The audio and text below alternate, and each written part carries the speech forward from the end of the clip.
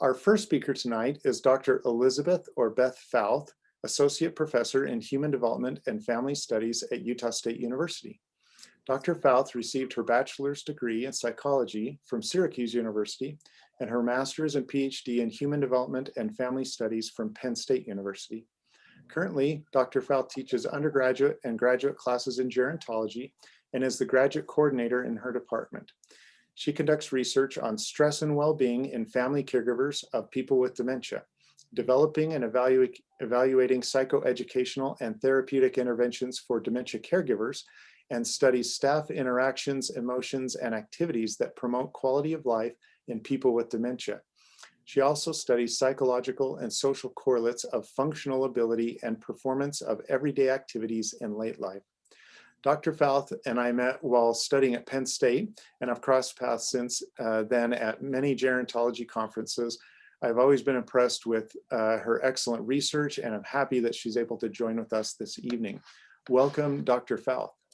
Thank you so much. I will try to share my screen now and we can start the presentation. While I'm doing that, I just also want to say thank you for this opportunity. Collaborate really well with BYU up at Utah State.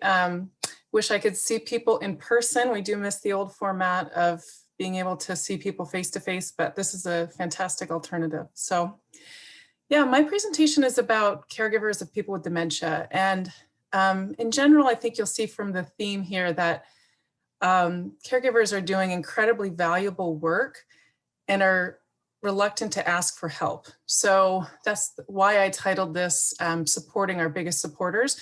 Sort of the job of all of us in this community is to try to get these caregivers the support that they need so that they can do such an important job.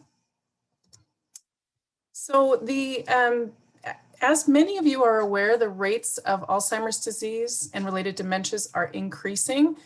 We have people living longer than ever.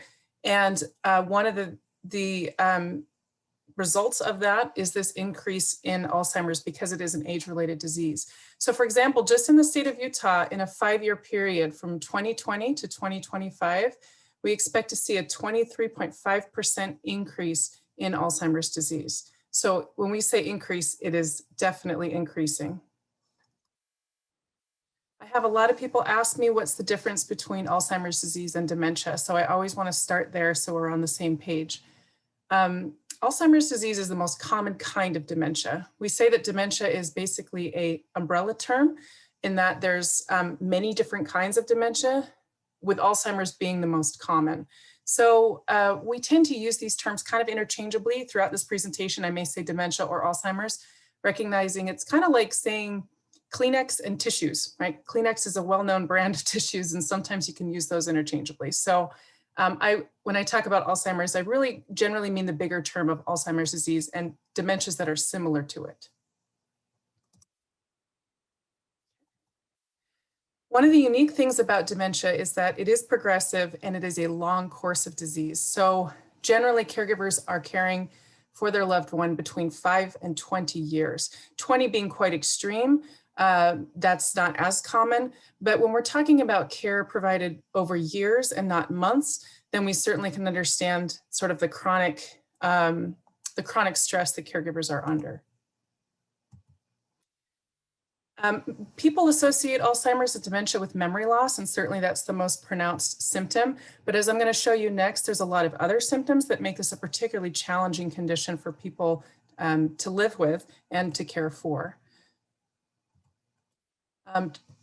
If you've heard the myth, or you've heard people say things like people in the United States don't take care of their older adults, you can be the one to correct them gently and tactfully that yes, caregivers, family members are providing the vast majority of the care for older people in the United States. So in the US, only around 5% of people age 65 and older live in nursing homes or assisted living.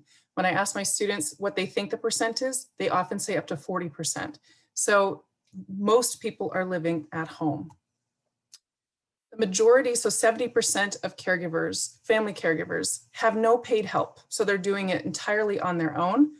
And the next batch is people that have a combination of both paid and unpaid There's very few people that are relying only on paid help. And caregivers often are doing this alone. We refer to them as primary caregivers because there's often one person providing the vast majority of care. Here's a statistic that came from AARP that said that 47% of caregivers say that no one else provided any unpaid help for their loved one in the last 12 months. So again, they're doing a lot and they're doing it alone. And finally, some caregiving kind of starts off more mild or a few hours a week, dropping in on mom and dad. But 40% of caregivers are doing what we call high intensity caregiving, which means they're in this role the vast majority of the day, and maybe sometimes 24 hours a day, 7 days a week. As I mentioned, there's these behavioral and psychological symptoms that come with dementia. Others call this the neuropsychiatric symptoms. But essentially, there's some research that we did up at Utah State on a Utah sample that showed that we could predict whether a caregiver had clinically significant depressive symptoms with 72% accuracy based only on whether these behavioral and psychological symptoms were present or absent. And recognizing that depression is caused by many things, it's much more than just a caregiving experience. We were very surprised to find out that these behavioral and psychological symptoms are really influencing depression to a large extent in this population. There's other aspects of providing care that can be difficult. So in a separate study, we found that that 2/3 of caregivers, dementia caregivers, reported that their loved one resisted when they were providing care. And it wasn't really the provision of care that was related to these negative outcomes like overload, burden, or depressive symptoms. It was the resistance of the care that was more predictive of these outcomes. So what we say, or what we can conclude from this, is it's not that caregivers have a difficult or have these sort of negative emotional outcomes because they're providing care. It's because of the difficulties and challenges with symptoms of the disease that really exacerbate their stress and make things much worse for caregivers.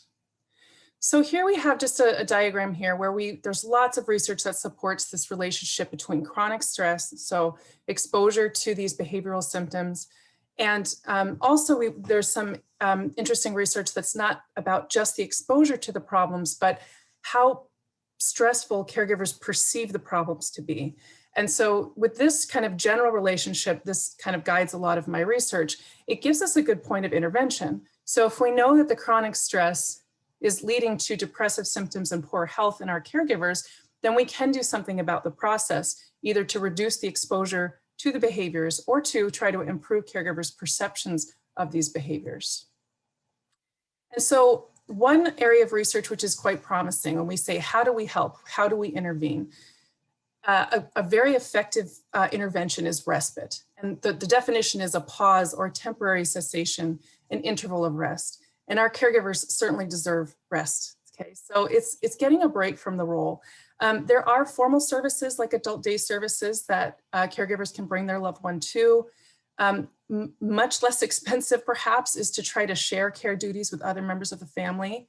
We have some innovative programs up in Logan, in Cache and Rich counties. We have a program that's paused a little bit right now because of COVID, but where we have trained older volunteers that will go in and sit in the home so that the caregivers can get a break for a few hours, leave the house and go do something else. So we provide respite through volunteers. And people can contact their area agency on aging offices. So this is a little bit of a busy graph here, but I just wanted to show you this interesting study that was done by my colleague at Utah State.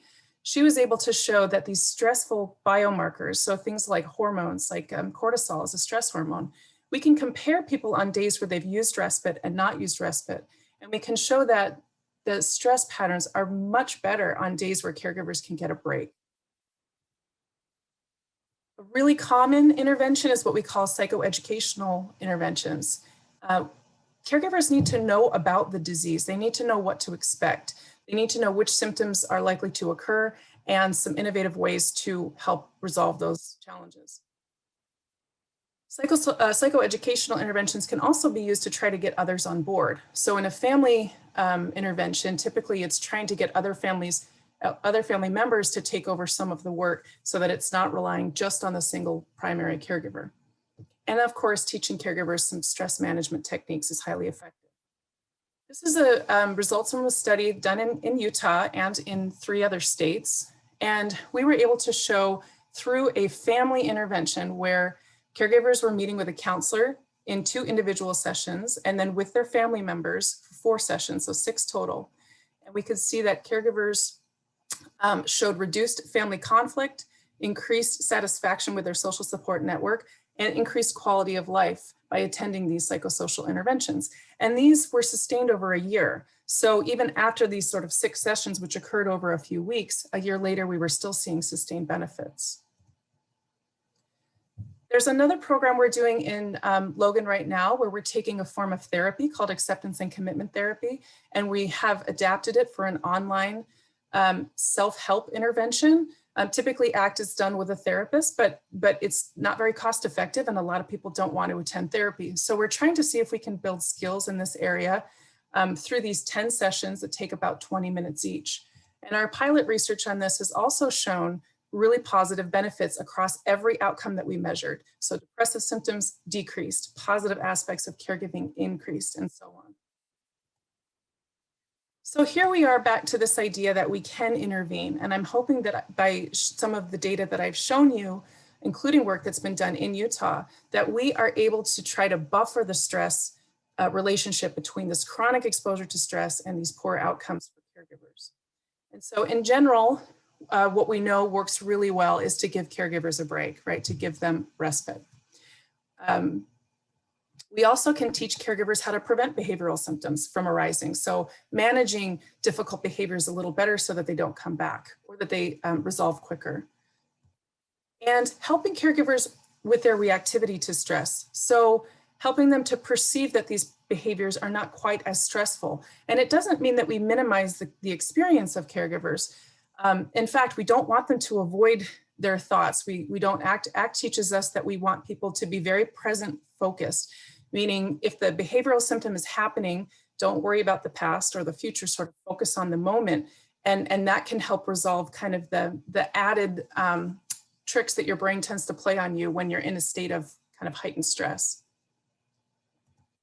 So for this audience, for everyone here, if you know someone that is a caregiver, there's some pretty easy sort of take-home messages here. If you want to support a caregiver, one of the best things you can do is offer them some respite. So offer times that you can go in and visit with their loved ones so they can get a break. And offer to help in other ways in a sort of consistent and regular way. So saying like, you know, every other Thursday I'll come by and I'll help mow the lawn, or I will take, you know, your husband out to lunch so you can get a break, and we'll do this once a month. So something that caregivers can grow to expect. Also, hopefully from this presentation, you've learned that there are really good services available. And so talking to caregivers about these opportunities and encouraging them to use resources that are available, it's very difficult to do this job alone. And we have really good support that works really well. Our interventions do work and we have the data to support that. Also, as a reminder that for somebody who's struggling with a very difficult dementia situation, that institutionalized care is not failure, and asking for help through paid services is not a failure. And it's sometimes very important for the caregivers, both mental and physical health. And finally, you know, caregivers need to vent. They need to be able to talk about how difficult things can be for them. And so being a patient listener and helping them realize they don't need to be the sort of bubbly optimist and everything's going to be okay kind of attitude. There's a lot of stuff with this acceptance and commitment therapy that teaches us that we shouldn't be avoiding our difficult thoughts. We sort of just need to become more comfortable with them so that they don't spin off into some more disruptive behaviors. And that is my presentation. So I feel like I went very fast and I have a lot more that I'd love to talk about. I have my email at the bottom here. So if anybody wants to reach out and learn more about some opportunities in Utah or just in general, please feel free to email me. Thank you so much, Beth. I want to clap and let everybody else clap too, although we can't hear them. Appreciate you sharing that very meaningful and impactful work. feel like what you're doing is really helping caregivers. In fact, I made a note here. I'm going to do those things for a caregiver that I know that I hadn't thought of before your presentation. So appreciate That's that very excellent. much. Thank you. Anyway, thank you both again so much. We'll see you all later. We'll go ahead and sign off now. Thank you. Good Thank night. you. Thank you so Bye-bye. much.